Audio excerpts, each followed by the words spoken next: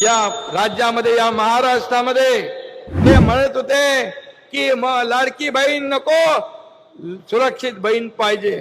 मी आपल्याला सांगतो 2 महिन्यापूर्वी 3-4 महिन्यापूर्वी एक अशीच घटना घडली माझ्या बहिणी बरोबर आणि त्याला फास्ट ट्रॅक केसवर आम्ही चालवलं. स्पेशल वकील दिले, एव्हिडन्स दिले, पोलिसांनी सगळं जे मेहनत केली आणि त्या आरोपीला 2 महिन्या केस मध्ये लागले आणि त्याला फाशीची सजा झाली. ती जी फाशीची शिक्षा त्यांनी म्हटलं फाशी दिलं गेलं तर त्याच्याबद्दल एक SIT नेमा आणि कोणाला फाशी दिलं आणि कोणती प्रसंग घटना होती त्याची माहिती काढा. त्याच्यासाठी एक वेगळी SIT नेमा आणि त्या SITच्या माध्यमातून असं कोणाला फास्ट ट्रॅकवरती ती केस चालून फाशी दिले गेले ते सुद्धा एक संशोधन करा.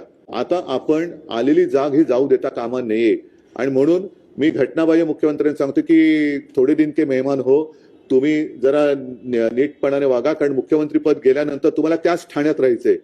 तेव्हा या सगळ्या बहिणी तुमच्या अवतीभोवती येणार आहेत जाब विचारायला की तू मुख्यमंत्री होताच, अगदी गद्दारी करून झाला होतास, पण माझं रक्षण तू केलं नाहीस, उत्तर दे. आणि त्याच्यासाठी जे शक्ती विधेयक आम्ही आणू पाहत होतो, जवळपास सगळी तयारी झाली होती. आता मला असं वाटतं ते आणू नये म्हणून यांनी सरकार पाडलं की काय. आता त्या विधेयकाचं झालं काय, काय सुधारणा असतील, काय असेल करा ना, पण आणा ना ते.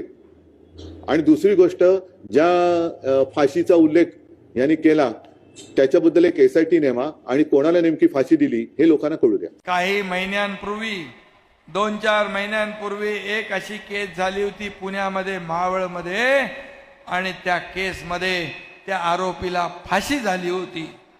आता विरोधक म्हणतात कुठली फाशी झालीच नाही, काय झालं, त्याच्यावर एक मोठं कालपासून चर्चा सत्र सुरू आहे.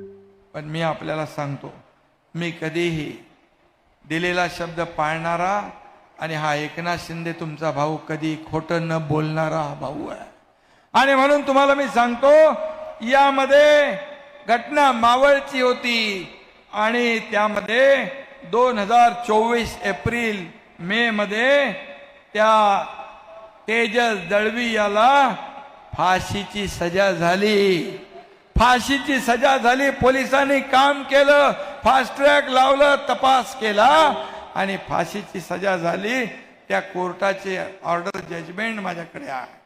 आणि म्हणून विरोधकांनी फक्त राजकारण करताना खोटं बोला पण रेटून बोला, हे सगळं जे काय सुरू आहे हे बंद केलं पाहिजे. आणि म्हणून मी आपल्याला एवढंच सांगतो, हे पुणे शिवाजीनगर विशेष सत्र न्यायालयातली ही घटना आहे. कारण मला इथं बोलण्याचं कारण एवढं की कालपासून हाच मीडियावर सुरू आहे. मुख्यमंत्र्यांनी सांगितलं फाशी झाली, अरे फाशी झालीच नाही. जा विचारा